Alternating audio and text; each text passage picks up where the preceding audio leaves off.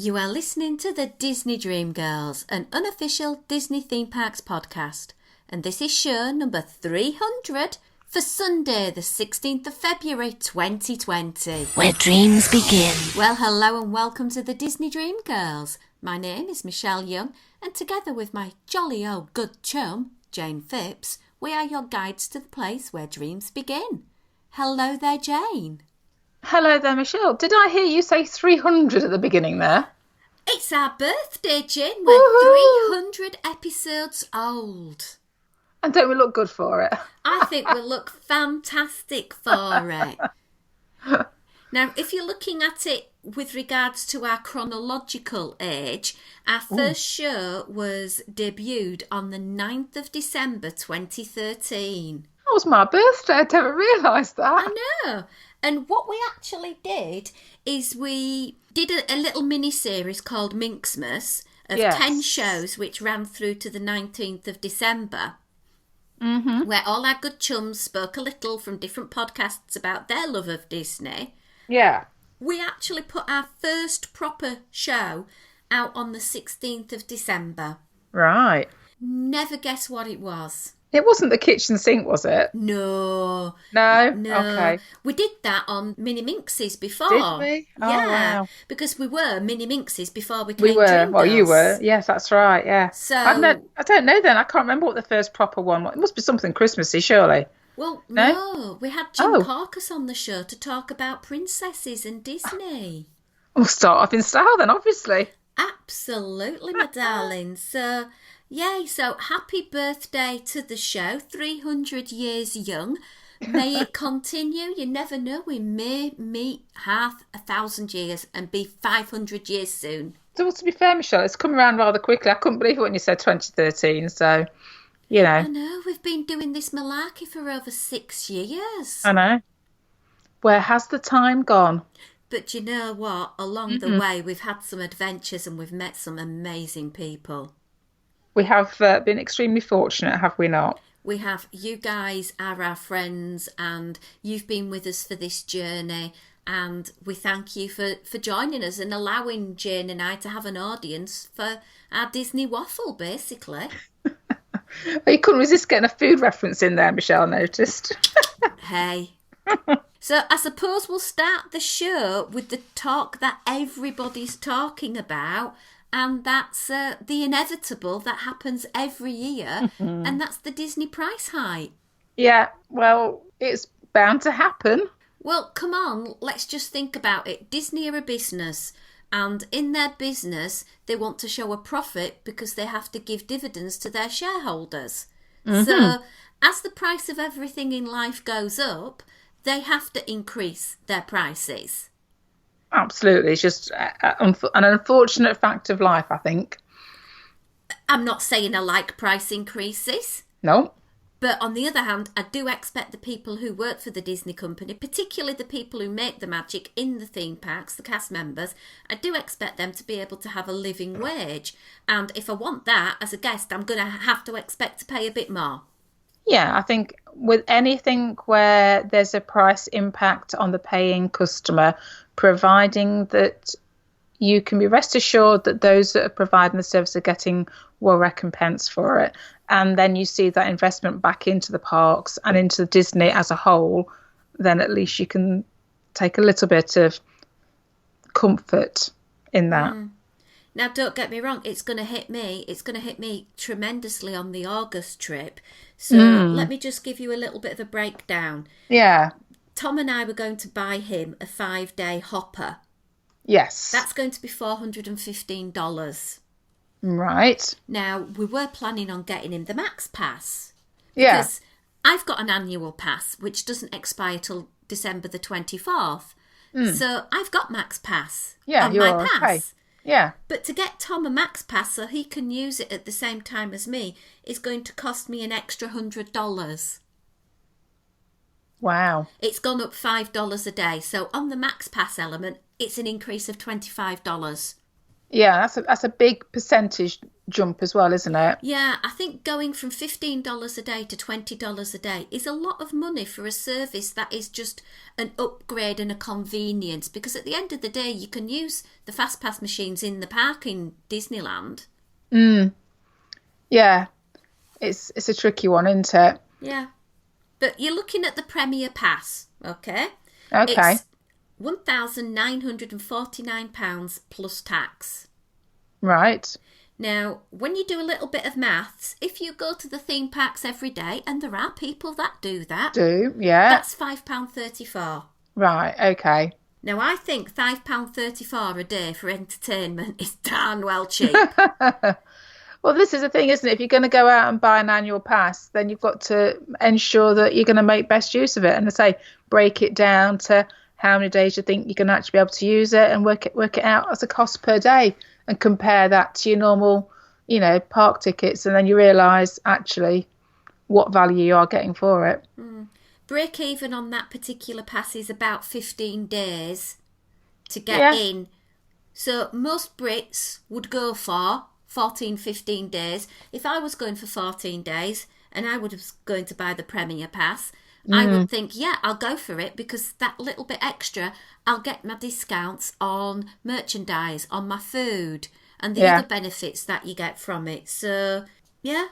Yeah, no, absolutely. It is a thing to bear in mind, especially if you are able to make multiple trips over a year time span as well. Now, I know with Disneyland, day ticket prices range from $104 to $154. And it's the old adage, if you buy a multiple day ticket, the price goes down.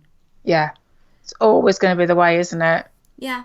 That to me just makes sense. When we get Tom's ticket, we get him a 5-day ticket and we use that 5-day slot, and then after the cruise we'll probably get a 2-day ticket.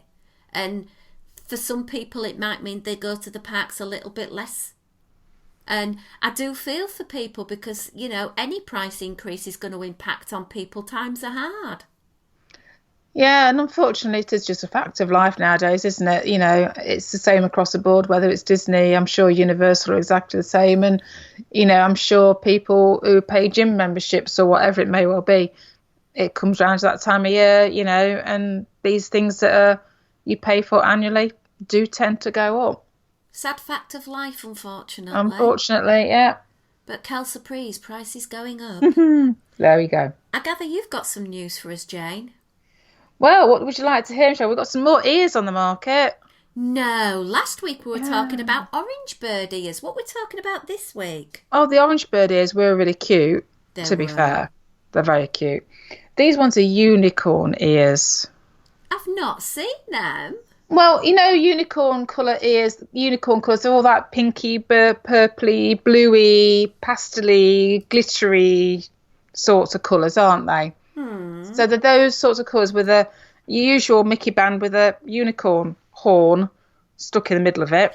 Oh, I've seen this. Okay, yeah, I've got it. And then they've got like a bit of net coming off the back, so you could mistake it for a bridal one, but it's not a bridal one.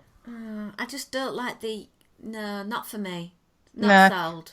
No, they've also changed the very velvety plush mini ears with a classic red bow with the dots on.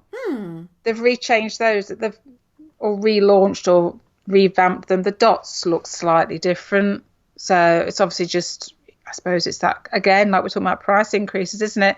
It's tapping into that market. If you're an ear girl and you want to get the whole set, you're probably going to rebuy as each new iteration comes out, aren't you? Yeah. Anything else for me? And then we've got some new merch coming out for the Magic Happens parade over in that old Disneyland. That's going to hit 28th of February time. I'm quite excited about this because I know Todrick Halls wrote a song for it, and I really like Todrick Hall, so I'm really interested to see how that all pans out. But yeah, we've got some merchandise coming out just to celebrate the parade. So there's ears, just for good measure, because why not? There's like a raglan sleeve jersey, all in purples and greys. I have to admit, they are my kind of colours. Not that kind of means anything, but I kind of would be kind of well up for some of this merch. So the ears are like a gold sequined ears with a Mickey sorcerer hat in the middle. Oh, they're so pretty. They are pretty and they're sparkly. You got glitter, so that's kind of cute. The jump at the top, so a t-shirt, it's got the Magic Happens on it, and it's a grey with purple sleeves, which is quite cute, and a Mickey in the purple on it. So it's very much Sorcerer Mickey is the little motif for this. Quite a cute sipper cup. So the top lid is sorcerer hat shaped. That's quite cute. And then I must admit, I'm not one for hanging decorations at any other time of year other than Christmas. But they have got a light up hanging decoration that is Mickey ears with the Disney Magic Happens on it, with a graphic of Mickey and his sorcerer's hat. It looks like he's casting a spell. But the purple, I have to admit, the purple is to die for. It's a beautiful, beautiful colour purple that they've decided to use for this. So I must admit, I might be tempted should I be there. But as I'm not going to be there, I don't have to worry about it, do I? So that's okay. Absolutely. Temptation is away from your door, my lovely. Yeah, and they've actually even added on a dining thing as well, so you can actually get reserved seating, viewing for this parade if you go and have a lunch over at Plaza Inn, which is no bad place to go for a spot of lunch. $40 and $25 for kids. So not too shabby, really. I suppose if your time is limited and you don't want to be waiting out for a reasonable viewing spot, did it say if it was seated or whether you're just going to be given a part of the curb? It doesn't actually specify. I think they use that lovely phrase of reserved viewing area. Yeah, so you're going to be in on a curbside, so it's not a seat. More likely, yeah. Okay. But you get your usual entree, drink, and some sort of dessert. From the pictures that I've seen, it looks like some sort of bluified upside down pudding with a Mickey sorcerer hat and Mickey ears on it. Lots of sugar and lots of frosting by the looks of it. What were we saying it was for an adult then? $40 plus tax. So when you think about it, you'll probably get an AP discount off that. Yeah. A dinner at the Plaza or a lunch at the Plaza is going to set you back about $18 to $20-ish. Then a cupcake, about $6. A drink, call it $30. So basically you're paying about $10. Yeah. To save maybe an hour and a half's time. Yeah, possibly, yeah. So for me, I possibly would be tempted because my time in Disneyland is precious. Yeah, and I say you're kind of killing, at least with the time that you're going to be waiting, you're kind of killing it by eating. True, and I do love the food there. Well, this is it. I think this is turning out to be quite a standard price point for this. I think it's not the first time we've offered it there, so it seems to be pretty standard fare. And I say $40, and there's no gratuity to pay because obviously it's a counter service. So. Well, I've got something about food. Oh, okay. So on the 14th of February 1929, the original Hollywood Brown Derby restaurant opened at 1624 Vine Street in California. Now, this restaurant began as the thought of Herb Sunbaum, Wilson Misner, and Sid Grauman. And this restaurant basically was the inspiration for the wonderful restaurant that is over at Disney's Hollywood Studios. Yeah. So in celebration, Jane, I'm taking you for dinner. Oh, yeah. Oh, that's so kind of you, Michelle. You paid as well. Well, it's a virtual meal, so the bill will be a virtual meal. So yes, darling, of course. Oh, fab. Now, this place can be a quite tricky place to get an ADR for. However, there is the lounge where you can get selected bites. True. But for me, I think let's go mad and have an ADR and tantalise our lovely friends listening with the appetisers you can have. Okay. We start off maybe some pan-seared sea scallops with roasted pork belly. Oh, I must admit that kind of grabbed my attention. Well, it's something that we would eat on our diet, you know. Definitely. A little bit of land, a little bit of sea. Yeah. Although, to be fair, the heirloom tomato and buffalo mozzarella salad, that could be an interesting one. I love the idea of the Thai basil that they've got with that, because that and tomato go together really nice. Yeah. And, you know, it's a light start to the meal. Yeah, depends how heavy you're going to go with the rest of the meal, I suppose, doesn't it? True. You can't beat a good shrimp cocktail. No, fennel slaw as well. That does sound, that'd be quite aniseedy, won't it? I quite like the sound of Yeah, that. I like the idea here that they've got classics, but they're not afraid to go down a little bit of a different route with them. Yeah. I mean, we've also got curried butternut squash soup. So again, taking, a staple and putting a bit of a twist on it with apple chutney. Actually, Oh, maybe a nice lump of bread and butter. oh, but we're not going to eat the bread though, are we? No, we're going to be No. good because I'm on keto again. But I could have the next item, the ahi tuna at $16, which is served with some mango and some avocado and a bit of chili garlic aioli. It does all sound quite nice, actually. But of course, you're going to be at the Brown Derby, so Cobb salad does obviously spring to mind. So you could go for that, for starters. My top tip for here is to add the chicken or the shrimp, which is an extra $7 or $9. Brings it up to just under $20, and have that as a main and share. Yeah. And share that as an appetizer, or have it as a main, because it is such an amazing salad, and it's just everything finely chopped up into little tiny pieces. Yeah, I'm going to say, I mean, that would be quite a lot for me personally for an appetizer. So I like that idea of upping it one and having it as a main. And for us who are on keto, we just say no dressing. Yeah. Or could we have you got a pure virgin olive oil that you could put over the top for us? Yeah, something nice and simple. Yeah. The entrees here are a little bit pricey, let's be honest. Yeah, they are just a tad. I'm trying to look. We're not going to spend time going through every single one, but you've got a beef, you've got a pork, you've got a salmon, you've got a duck, you've got a lobster dish, a chicken dish, a plant-based steak, and a fish of a day. Yeah. Well, your plant-based steak, interestingly, is the cheapest at $29. I still wouldn't have it because it's not a steak. No, and I'm kind of more drawn to the most expensive on the menu at $49, which is the char-grilled fillet of beef. And do you know what? I'm going to top it off because I loves you with the garlic herb buttered cold water lobster tail for an extra $28. Ooh. But you could also enhance that with New England sea scallops or a marinated shrimp skewer. Well, I like the idea of the scallops, actually. Yeah. I'm fancying the duck breast, though. They've got it served with some sweet potato, which isn't too bad on keto. Too bad, no, yeah. Braised bok choy, a pomegranate barbecue sauce, and pomegranate seeds. Yeah, I do like the kind of the take they have here, that taking something that could be received as a classic sort of meal and then just putting a little bit of a twist on it.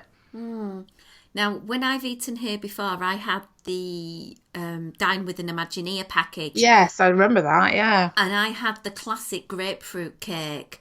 And to be honest, unless you really like grapefruit and a really sour, sharp taste, I would avoid that. And I would be probably diving in to the espresso cheesecake with chocolate cream, caramel banana sauce, espresso macaron, hazelnut powder, and milk chocolate twig. Yeah, I must admit that caught my eye. I mean, I do like grapefruit though, so I'll perhaps tell you what, if we go together, you can have the espresso and I'll have the grapefruit, and then if I don't like it too much, you can let me have a bite of your espresso. That's good. The good thing I like about here is the children's menu, because they're actually getting a choice of a decent protein. So there's a chicken, fish and beef dish. There's also a vegetarian dish. And then there are two options for the children that perhaps don't like that kind of food, that want your traditional, more fare of children's food. So they could have a hot dog or grilled cheese. Yeah, I do quite like it though. You know, when you get kids' menus and they actually do treat the kids with a little bit more respect and recognise that some kids aren't just about the nuggets and the burgers, and they will eat, other foods. And it's great for me because if Tom wants to go and have something a bit more expensive, I probably would order a kid's grilled beef fillet for $14. Yeah, no, absolutely, yeah. Makes sense, doesn't it? Right, let's get that ADR booked straight away. Okay. So I'm free whenever. So guys, if you were going to Hollywood Brown Derby, why don't you tell us what you would like to try there? What tempts you? Is it a place you like to eat? What about it attracts you there every trip? Mm. Well, let's move on to the next bit. Okay. And we have just gone on and passed a little bit of a special day. We talked about it last week, Valentine's Day. Oh. And we spent that day together. We did, yeah. As you do. That's how we roll, isn't it? It is. We loves each other, that's why.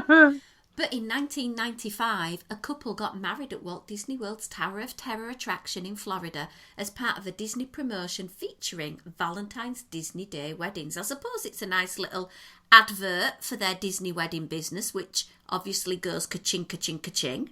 Very much so, yes. So I know I went through this discussion in my head when I was planning my wedding. If I was to do a Disney wedding, where would I do it? And I did have a lot of thought about it, you know, and I would say that the Tower of Terror would be quite an iconic place to have a meal. Not as iconic as perhaps as inside Cinderella Castle. I think that would be my picking. And then obviously I'd want a night there to enjoy the jacuzzi. Well, yeah, I think if you had got your pick, I think you're either going to pick something that would be maybe your favourite attraction, which is probably what the case was with this particular couple.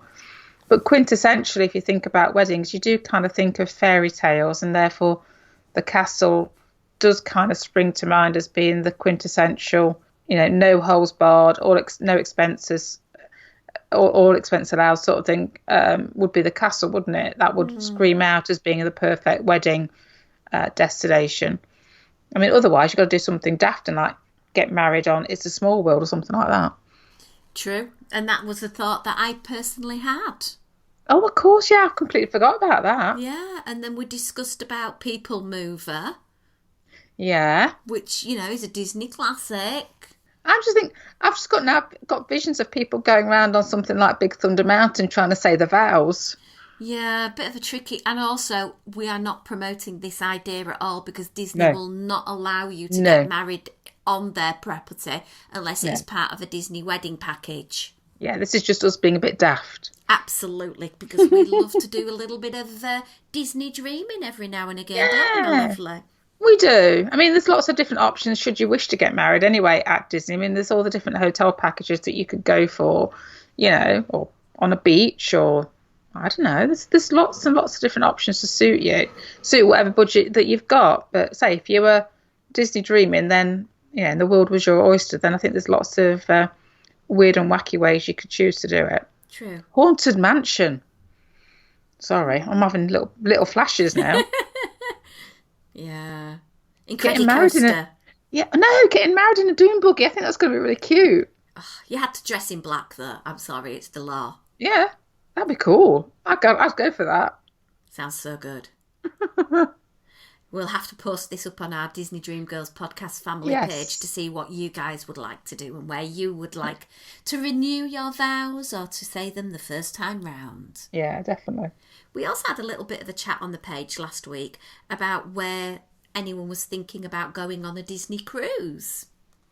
Yeah, I didn't realise actually. It's not something I've particularly looked into, just how many different options there are available. I know, I think I ended up taking about 15 different screenshots of all the itineraries when you start looking at it. Yeah, it's quite extensive actually, isn't it? I am excited for December though. We have 2 listeners on the same cruise by accident, but I am expecting a meet-up picture between Erin Castillo and Paul Towernicki. You've got to meet, guys. Oh, absolutely. If they don't, that's an opportunity missed, isn't it? Yeah. Quite a few people from America were suggesting a European cruise, which I can totally see the viewpoint for choosing that. Me too. Although I'm not sure the British Isles would be my. I don't know why I'd want to cruise around the British Isles, but hey. No, I probably wouldn't want to do that myself, but I could see how a visitor to this country would get to go around all of the exterior of our wonderful place. So a lot of people saying Alaska. Diane Parker, for one, she said Alaska. Eva Williams-Frank said Alaska. Scott Cowan very kindly ranked virtually every cruise. He's got Panama Canal, Hawaii, Alaska, transatlantic, and something in the Asian area, you know, couple of stops in Japan, something like a month-long trip. I think basically Scott just wants to try out every single package going, and I can't blame him, to be fair. Yeah. And I do like the idea of going around Japan, Hong Kong, that sort of area. Oh, perfect. Cool. I just wouldn't want a day there, though. I'd want several days, and I'd have to tag it onto a theme park trip. True. Well, there's more possibilities of combining aspects of vacationing, isn't there, then? Yeah, absolutely. I agree with Sarah Rose over in their down under Australia. Both of she and I fancy a Panama Canal cruise.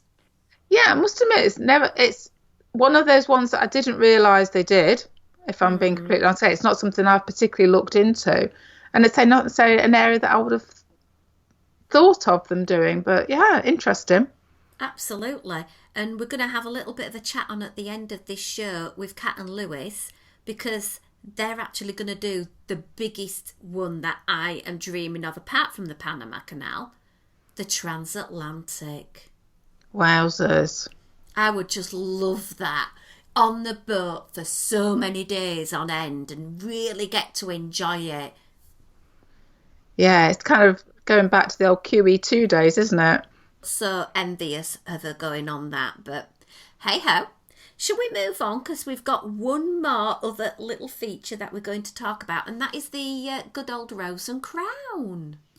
Oh, what's happening over there, Michelle, at the Rose and Crown? Well, I saw a little picture on social media saying traditional English breakfast served Saturdays and I believe Sundays, 9 a.m. till 11 a.m, $9.99, sales tax not included. And I just thought, wouldn't it be great if I get into the park early, get a few rides under my belt and get a nice bit of good old British bangers and sausage and get a little bit of British breakfast under my tum-tum. Yeah. Why do I feel a butt coming on, Michelle? Wow. I looked at the picture and I must be honest, the picture did look very tempting. It was on a nice plate, some scrambled egg, a little cherry tomato, a sausage, some bacon, some mushroom. Mm-hmm. And then our good old friends over at WDW News Today went and tried it and took a picture. Yeah, it's not quite the same, is it? It's a plastic to-go tub with a tablespoon of beans, a tablespoon of liquid egg made into scrambled egg, some fried bread, a piece of bacon, and it's not even British bacon, some mushrooms, and it just doesn't look very appealing, and I was getting really excited about it. Yeah, I must admit, I thought, it is quintessentially British. It's not, I mean, some of that I would eat and some of it I wouldn't, and it's like, I'm kind of with you, Michelle, it's that the picture on the promo for it does look rather nicer than the actual serving up of it. I say the fact that it's in a plastic to-go container isn't amazing, and it doesn't look like you're getting an awful lot. Not when you consider some of the meal portions that you do get in the States. This does kind of look a little bit on the skimpy side. Yeah, but he did say the food was absolutely delicious. The mushrooms were very, very good. It was a good sausage, very traditional in the British view part. Oh, okay. And it was served with a little tub of brown sauce, if that's your thing. Yeah, I'm not a HP sauce girl, but yeah. Yeah, not for me. So guys, if you go, let us know. Report back for us. Be interesting to get some Brits trying it, wouldn't it? To see whether it does our British breakfast justice or not. Is it a good British banger or not? Yeah, definitely. Well, one last little bit. We're going to pop on Kat and Lewis, and they're going to tell us a little bit about their transatlantic cruise. Cool. Where dreams begin. Well, hello there, and welcome to a very special Disney Dream Girls podcast, because I have our buddies from Dis Down Under. Hello, Kat and Lewis. G'day, Michelle. Hey, Michelle. So, as of today's date of recording, how many days to your big, big adventure? I believe that we're like 99 days away from the cruise. What? No, really? We're in double digits, baby. Wow. Let's just stop and do a little dance. Yeah. 99 days, 99 days. So, for those of us who aren't familiar with this cruise, tell us a little bit about it. So we're doing the transatlantic. So we decided we love the 7 days so much. What was more than a 7-day cruise? Oh, transatlantic, 13 days. Yes, please. And so we decided to book onto that. So we're going to be departing from Florida? No, Miami in Florida. I always get stuck. This is the worst thing about being Australian sometimes. 98 days. Oh, 98. It's actually 99 in American time. Fair enough. Okay. Okay. So, are you doing anything in Miami beforehand, or are you just going straight there and then off on your travels, or are you having a couple of days to explore Miami? We're actually going to do 3 days of hanging out in Miami and just like hanging out there and experiencing that because it's something that we've never done before. Oh, I must admit, I've never been to Miami, but I've watched Miami Vice, so I know just what it's like. And also, just be careful, I've also watched Miami Inc., so don't be coming back with any weird tattoos. We've also watched Dexter, so we're going to be very wary. Oh my heavens, you've just brought that back. Yeah, if you see anybody walking towards you with a big roll of plastic, run. Yeah, we'll avoid them like the plague. But so we're just planning on doing a bit of chilling, and that gives us a bit of leeway as well, because if there's anything that we've learned probably over the last 12, 18 months is that there are potentials for flight delays. And so by giving ourselves those 3 days, we've got 3 days of leeway, and we're going to get stuck in once we get there, but it gives us that buffer zone. So we're really looking forward to that. But I believe that you've got a cruise coming up as well. My cruise is from Vancouver and takes us around the key place of interest in Alaska. And this is completely different because the cruises I've done before have been to the Caribbean and it's been nice and warm, or it's been around Europe, so it's been warm. And I think I might not be as warm in the Alaskan temperature. But spectacular views. I wonder if the pool will still be open though. If the pool's like heated up, so you can like swim in the pool while you're in Alaska, like looking out at, because that hot tub you could. Yeah, I was gonna say hanging out in the hot tub and like looking out and seeing those amazing views. Oh, that'd be amazing. I am so there, and I cannot wait to have a little cocktail in one hand and be in the pool and taking the views and all of that. But we're being sneaky. We're sneaking in a week beforehand in Disneyland, and then we're going on the cruise, and then we've got 2 or 3 days afterwards. Oh, so a bit of a split stay. Absolutely. And I think after the cruise, we're going to take things real slow and real steady, just to make sure that all that winding down time on our cruise, we don't sort of get worn out by. So, but after your cruise, your adventure doesn't stop. Heavens, no. We're going to go spend a little bit of time in old gay Paris, as Lewis likes to say. Or as Luke Bolan likes to say, gay Paris. Oh, no. So that's Cam. Cam says that. Sorry, yes. Oh, it is. Yeah. I was going to say, I don't think that's Lukey. No. And then we're going to go and jaunt to a place, I believe it's called Disneyland Paris. Indeed. And this is where our two worlds collide, because we're going to be in Paris at the same time. So exciting. It's going to be awesome. I can't wait.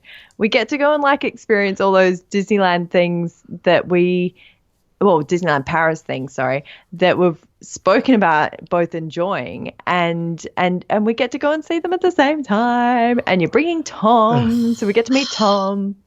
I get into town on the Tuesday, and I'm going via the Eurotunnel, and we are staying at the Vienna Magic Castle Hotel, which is a Disney Good Neighbour one, so I'll be coming in on the bus every day, unless we drive, because we are taking our car with us. And you get into town, is it on the Wednesday? The Wednesday, Thursday, Friday. Yeah, it's a Wednesday. I don't know. It's all wibbly wobbly, timey wimey.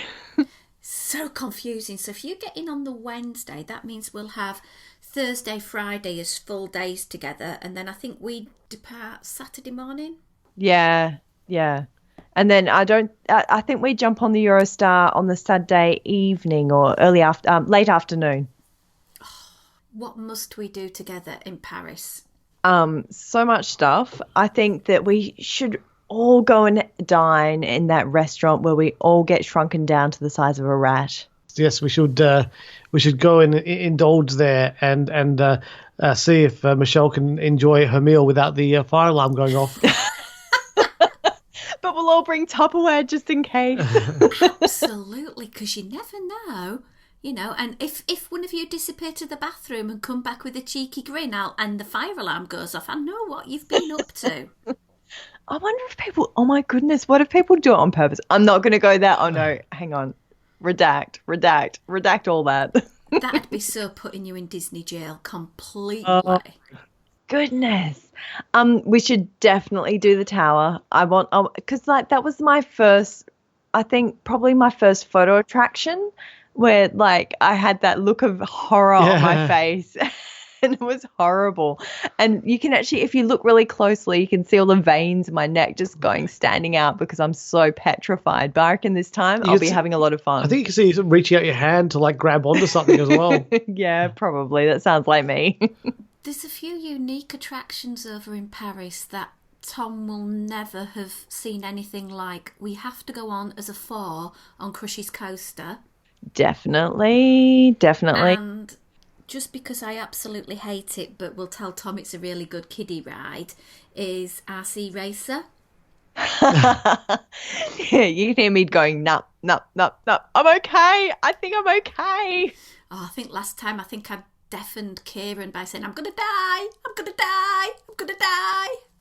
I think we can both die together. I think we've got to go on the flying carpets as well because, even if there's a line, we can fast pass that one. True, and I'd love to do the parachutes because I've never done them at Paris. So we've got a few things we've got lined up. What else are you guys going to do? Are you going to go into Paris as well? Yeah, so we've actually got 5 nights in Paris itself before we actually hit our accommodation at the parks. So we've got enough time to kind of relax and enjoy it this time. How many times we've been there 3 times? This will be our 3rd time? 4th. Well, we've been. Fourth. Right. We've been there twice properly, and once was a day trip, going through. Ah. I must admit, I've not been to Paris itself for quite a number of years, and I'm really excited because when I meet Anthony in July, we're doing a day in Paris too. Good call. So that'll mean, are you going to stay in Paris itself? No, we're just going to go up for the day on the train. Ah, excellent. It's all very exciting. I know. I mean, what do you do on a day trip to Paris? You could go and are you going to go see the Louvre? Are you going to go up the Eiffel Tower? I'm going to go to the Disney store. That's my girl. Yeah, I don't know. It depends on what Anthony fancies doing. I've done most of the touristy things before, so I'm going to be guided by him and his desires for the trip. Now, after this epic trip, I gather you're coming over to our fair, beautiful country. We are. And we're going to indulge in a little bit of Harry Potter. I think that might be one of the first things that we do. So quite excited to go and see that stage play. I think that's going to be quite the thing. And thank goodness our mate over at the the After Dark podcast network, our mate Craig has actually gone and seen it and given us some top tips, including finding somewhere to eat before we actually go there, because I think we might need a booking. There's a lot of people looking for food in between the 2 halves of that place. So that's our first thing. And I don't think we've got a lot of other stuff planned, except maybe some catch-ups with some good people. Yeah, Craig's got us going up to Liverpool for a day as well. Yeah. So we're going to go up to Liverpool and do a Beatles tour. Oh, that sounds fabulous. Well, guys, we'll have you back on the show to talk a little bit more about this trip, but thank you for hopping on today and just having a quick overview to tell us a little bit about what's coming up. Anytime. We'll catch you again soon. Bye. Bye. Bye. Where dreams begin. After I recorded that with Kat and Lewis, she had her booking day, and this is a really important day where you're able to go online, the Disney Cruise Line app, and book some of the activities you want to do on the cruise. Right. And if it's your first cruise, you basically get to book all these last. The more cruises you've done, the earlier you can book it. And because Kat and Lewis have now done 2 cruises, you know, they're still classed as silver, so they were ahead of the game a little bit. So what they've ended up getting is champagne tasting on embarkation day, cognac tasting, beer tasting, mixology, Paolo brunch and dinner, and then they got every single shore excursion they wanted except for on the Azores, and they had to go to one of their second plans because it had completely sold out. Okay. But she was really, really impressed with what she was able to snag on that. That's not too shabby, to be fair, is it? Well, they are on the boat for a little bit of a long time, so it does break it up that you've got all of these nice things, and I am so pleased that they were able to get Paolo brunch and dinner because the brunch is amazing. Yeah, and I suppose it's going to be prudent upon Disney when you're doing that sort of cruise where you are at sea for a good chunk of time that there's plenty of opportunity for everybody to get into these sorts of things as well. Yeah, so no doubt they will be on talking about that adventure very, very soon because before we know it, it's going to be May. I know. I can't believe we're, well, almost at the end of February, aren't we, as we speak, or getting towards the end of February? I know. Anyway, we have got a week off work this week, so I am going to enjoy myself. I'm going to be busy because I'm moving a preschool this week, but yay! Well, I'll swap. I've got a funeral. Okay. All right, then. We're both as bad as each other. Yeah. But I have got the end of the week. I'm going away with my family in Green. I've got some cadet stuff to do, so I'm really excited about that. That's cool. Yeah, I've not been there for quite a while, so it's nice to get back in to meeting up and seeing my family again because I haven't seen any of my cadet friends for quite a while because I missed the Christmas camp, and that's normally such a fun one to go to. Oh, you'll make up for it then this week. Yeah. Just a quick reminder before we press the old stop button on this recording. Don't forget, Disney Dream Girls podcast family is our little gathering place where you guys can share your love of Disney with each other. Just have to answer a couple of questions before we allow you to join in, just to make sure, you know, that everything is family friendly and of a positive nature, but an accurate nature. You can also catch us on their Twitter and Instagram at DisDreamGirls. And if you want to support us to keep the show sponsor free, you can go over to patreon.com/Disney Dream Girls and you will be getting a smorgasbord of extra little bits of Disney this whole month through. Ooh. But until next time, it's goodbye from me. And it's goodbye from me. This podcast is part of the After Dark Podcast Network.